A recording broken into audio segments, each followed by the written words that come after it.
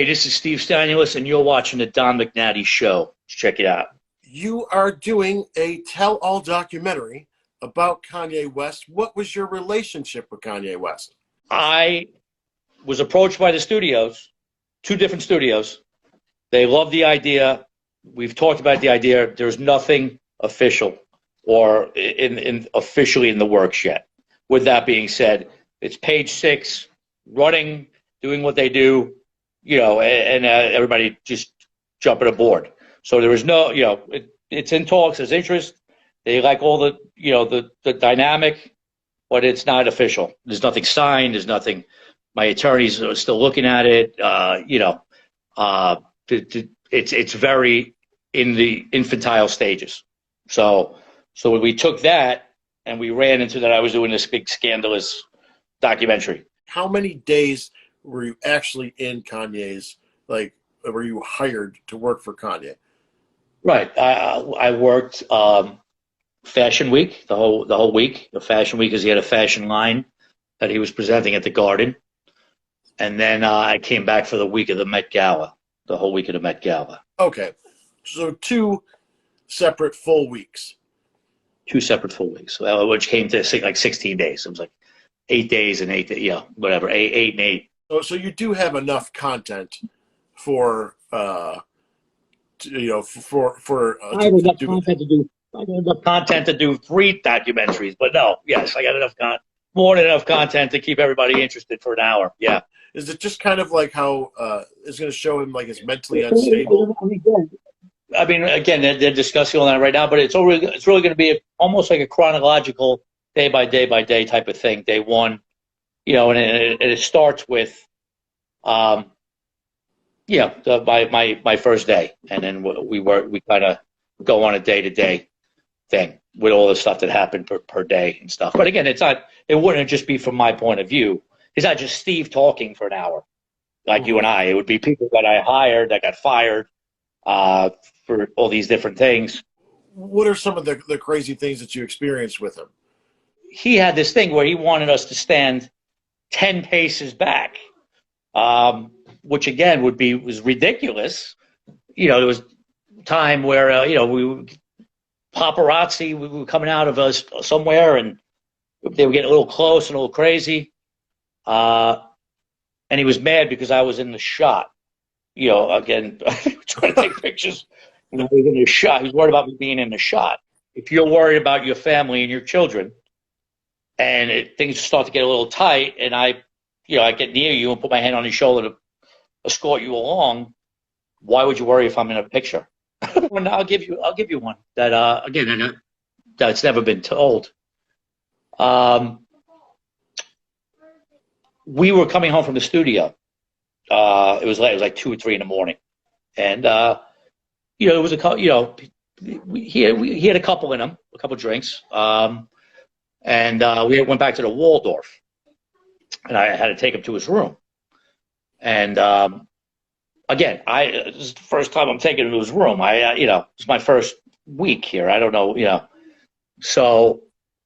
We get out of the elevator, and he's telling me, we're in the Waldorf Towers, and he's like, we got to go right.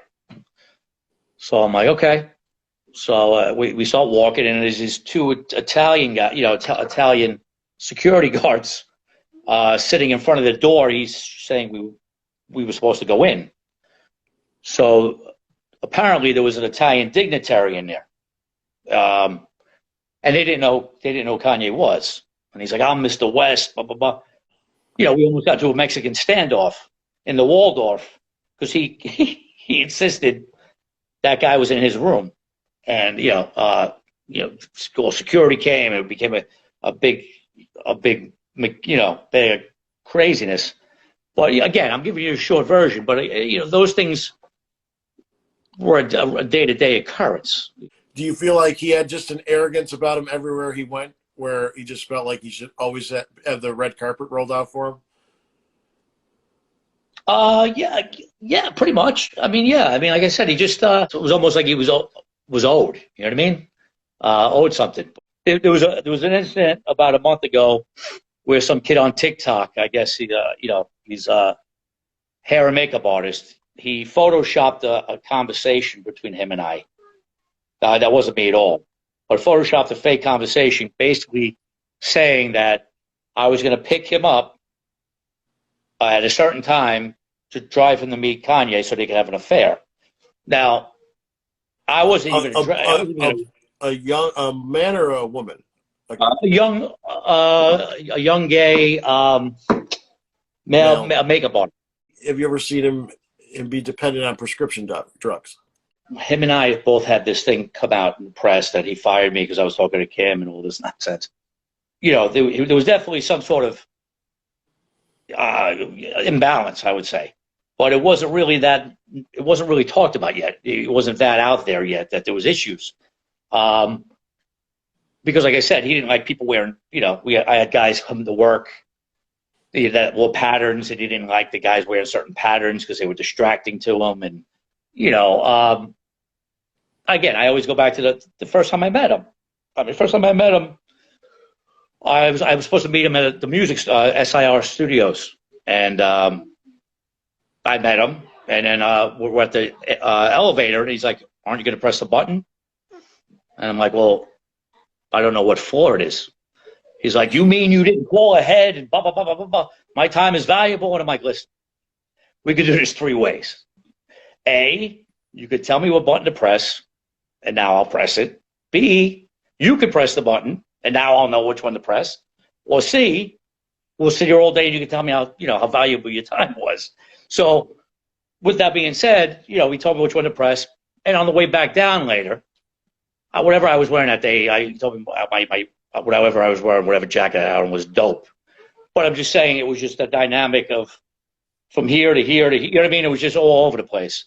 But again, with that being said, I was requested back a second time. And again, I had, you know, if I showed all the coercing of texts and begging me to come back, not from him, but from the security team, again, you'd be quite amazed. So whatever happened the first time, again, had no effect on the second time. And again, every day it was just 1,000 crazy stories. It was like, you know, we always were in these situations that, you know, again, that you wouldn't believe. So that's, again, that whole dynamic, you know, again, the first day we met, you know, when I met him, it was Fashion Week. And I walked in and, you know, I was introduced myself to everyone. And then Kim came in with the kids. And I just walked up to Kim and just said, "Hey, let me introduce myself. I'm Steve. I'll be with you. Or, you know, if you need anything, let me know, just to let you know. So you don't think I'm some creep hanging out." You know what I mean? Right. And then someone came up to me and said, "Don't talk to Kim." And then, you know, I'm telling you, okay. And then I got switched to Kanye. So, just, I mean, again, it was always just something silly like that. But I mean, you know, every day the stories got more outlandish. Don't talk to Kim. Don't talk to Kim. Right. So I said, okay, no problem. Who said that? Who said that? Her assistant, or who said that? Again, it was somebody part of that team. You know, Part of her going team. back, it was either one of his assistants or one of those. Oh, one of Kanye's assistants said you can't talk to her. Right. Don't talk to Kim. And I'm like, again, I'm not being, you know, I'm not trying to be, you know, first of all, I don't fit Kim's criteria of guy. You know what I mean? I mean, you know, she has I mean, in the past, she has a certain criteria of what she goes for, and it's not me. But again, whether I thought she was attractive or not, or whatever, it was just something it's a common courtesy when you're doing security, especially with somebody for a whole week when you're watching the whole family. I was trying to talk to Kim to find out what kind of car they wanted, because they wanted a different car to go to the Met Gala, for him to, you know, flip out, you know, in my face and slam the door in my face because I was, you know, talking to Kim, asking, what are we doing? You know, what time are we leaving to go to the Met Gala? What kind of car? You know, if you don't want to take the Escalade, what are we doing? So I know, again, you know, again, and that got mistook for me, like, you know, leaning on the door like, "Hey, babe," you know. And again, that's how everything made it sound. It wasn't like that. It wasn't that. Is Kim's not your type? Is she too thick? No. Kim's beautiful. It's Oh. just that I find my wife more beautiful. So yeah, I mean that's pretty much it. I mean, she's a beautiful girl. Yeah. And she is stunning. And maybe in a different world, a different time, a different life, maybe, but not this one. What about some of the sisters? Like, if you had to pick one Kardashian or Jenner, who would be your choice? I would go with Kim. Yeah. I would go with Kim. Yeah. Yes. I would go with Kim. I would say absolutely, definitely. Me too. And again, she was. And I want to go on record saying she was awesome. She was never. I never had any quarrels or anything with any negative stuff with Kim. Nor did any of my team. I do have to say that too. I just want to put that out. You'd probably rather spend time with Kim over Kanye. Is that? It would have been a better experience. You signed an NDA when you worked with him, right? Mm-hmm. No, Okay. I did not. And again, that's another big nonsensical thing. What happened was this.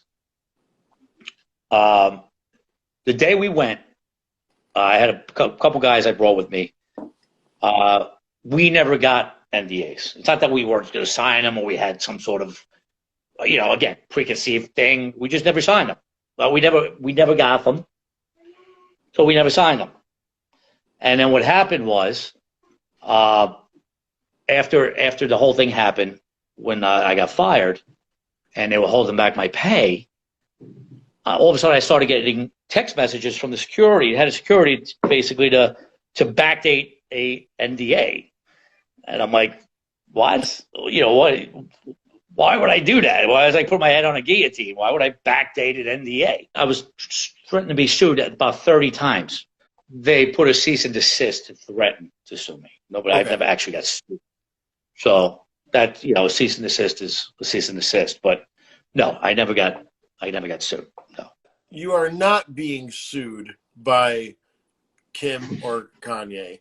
You simply have just gotten a cease and desist letter sent to you. You're right. I've never actually been. No, again, to sue me. First of all, you'd have to prove that I signed it, which we have the messages from the guy, the date telling me to backdate it. Yeah. So that does that, and then all of a sudden my signature, my weird signature that I quote unquote signed it appeared. Probably somebody trying to cover their ass. So it's over. It's over. The cease and desist has been, it's been taken care of. That's right.